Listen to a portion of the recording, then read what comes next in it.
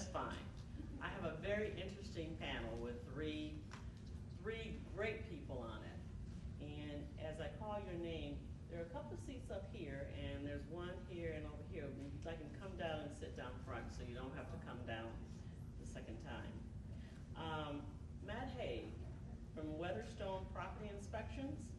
He's going to speak to you about inspections. And let me tell you something.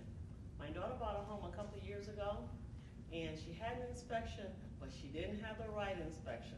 So right now, we're having sewer problems. So that's a very important topic. Jaymie Paternoster from the Elevated Inspection Group, and I've dealt with her on a number of occasions when I first came into the business, which I haven't been here very long. We had a kind of an inspection seminar in a house, so it was great. And also Kim Romero from Home Warranty of America. Please come up. Which one do you want to be first? You want to go first? I'll go first. Okay, come on. Berkeley, It's like the in order. I'll go last, yeah. Once they get it. Makes more sense. You go after that. Yeah. I'm gonna sit. I don't mean to be rude as a man and kind of jumping ahead of you, but I kind of think forced you. so. Yes, I'm Matt Haigh with Weatherstone Property Inspections, and it's actually a really good seminar. Normally, we're with maybe a title person or a mortgage person or a title person. It's nice to have everybody who's a cog in that wheel together in one place, especially as a new home buyer, to see how the whole process works. And when we talk about home inspections, we usually talk about the fact that we are a cog in that wheel. An important part, somewhere in the middle, and very necessary to get the home inspection. So I could talk about home inspections for several hours. I would get cut off probably pretty quickly. We teach a lot of classes on this, but gearing this towards the new home buyer, I can't emphasize enough how important that inspection process is. Once you've got your signed purchase agreement, somewhere a box was checked, giving whatever, 5, 7, 10 days.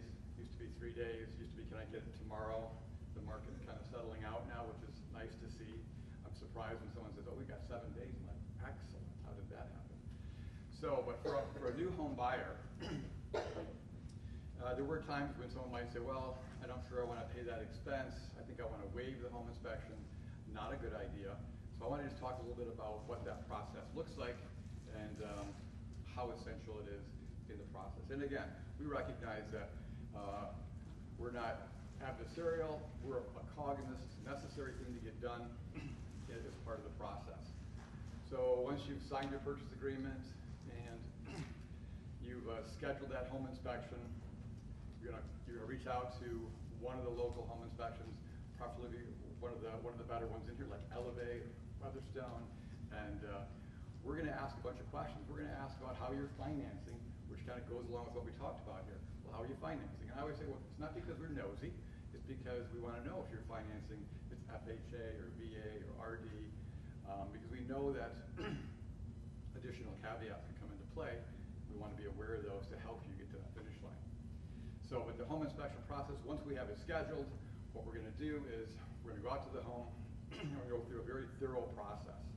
And as part of our introduction to that, we try to explain to the home buyer what that scope is, because there can be a lot of misunderstanding of what a home inspection should be and what it is. And what it is, I think it was, I'm trying to think who was speaking earlier, talked about in the older days, it used to have a carbon copy report, and you'd write a few things and tear off a piece of paper and hand it to your buyer at the end of the inspection. Those days are long gone. The whole home inspection industry is really elevated, to give a plug over here to Jaymie. But the expectations are much higher. Across the board, professionalism in every aspect. So for the home inspection, it no longer is a guy in a pickup truck who used to be a contractor. It's a professional who is trained in a whole aspects of the home. And so when we go out there, we're going to take a lot of pictures. Our reports might be 50 to 70 pages, lots of pictures, detail, of what's going on. And the purpose of that is to get peace of mind for your decision. You're making one of the biggest decisions in your life, 200, 300, $1 million home. The inspection becomes very important, and we recognize that we are one of the last stages, because once you say satisfied with the home inspection. You know, you're moving on to closing, and that deal is well on its way. And so we're often the last stop in terms of identifying whether you're going to move forward with that or not. So there's a lot of pressure. So my name's Jaymie, Paternoster. I own Elevate Inspection Group and recently started Elevate Home Advocates. We saw a need where, as we've been doing inspections for over a decade, where people just don't realize what regular home maintenance items actually are. Do you know it's actually regular maintenance to change your furnace filter? There's so many times we go into houses and they don't even know they have a filter, let alone that they need to check it and change it. That's legitimate. And then also, you know, when the filter doesn't catch like the lint and the dog hair and the dander, whatever that goes through the ducts, where does it end up? Well, it goes through the furnace, hopefully, but then it gets to the air conditioner. So that coil in there, most people don't even realize that this is regular home maintenance. That coil in there catches all that pet hair and that dander, and then they wonder why the air conditioner doesn't cool very well. So they go outside and they hose it off. That's actually a myth. No, it's the interior coil that needs to be opened up and cleaned every single year because stuff bypasses that filter. So it's considered regular home maintenance by every HVAC company that actually manufactures the units. In the manual it says, every single summer, get the air conditioner service. Every single winter, get the furnace service. Because there are things that happen that are considered regular maintenance. Take care of that. When it is maintained regularly, it will last the 20 to 25 years like it's supposed to. So you're not going to be calling Kim as quickly as you think you need to. You'll just have it for protection just in case. Some of the other things that people don't realize are regular home maintenance are like dryer vent blowouts. What if you have a gas dryer and you've got that flexible dryer vent material that you kind of squish behind the dryer and then send out? You clean the screen from your lint after every cycle, you know, but you go outside and you're mowing the lawn and you see those little flappers that are open, have all that lint coming out too. Well, guess how much is in that flexible dryer vent material? A ton. And what's going to happen?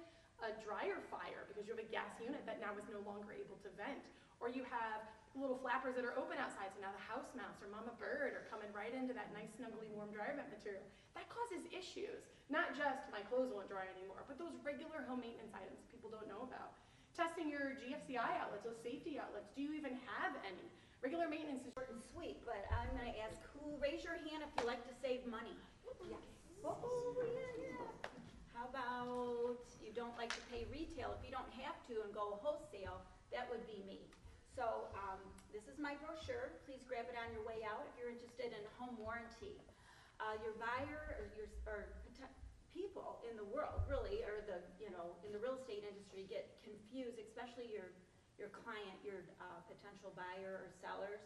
Home warranty is really not a warranty or an insurance. What it is a renewable service contract or policy to protect the homeowner against paying retail for all your home systems that make your home operate every single day.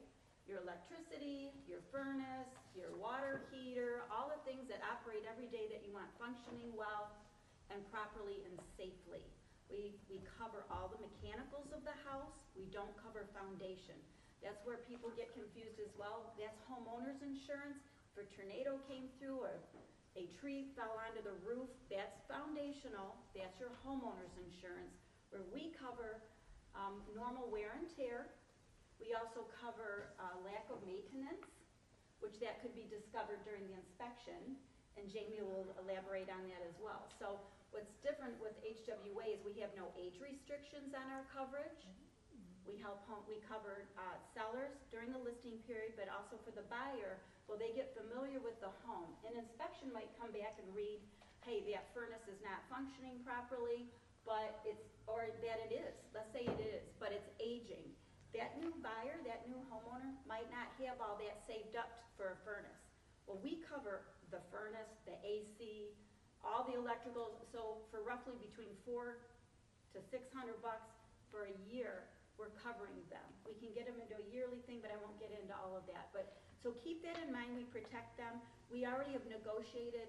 We have contracts with network partners with our contractors and with GE, Samsung, LG. I could go on and on. Lennox, all those. So a lot of other companies don't, and they say use your own contractor, buyer beware, because they have to pay retail for that and then go back for $200. Well, we don't do that. So I'd love to get to tell you more about it, but I'll keep it short. And then here comes Jaymie about the maintenance. Well done, Kim.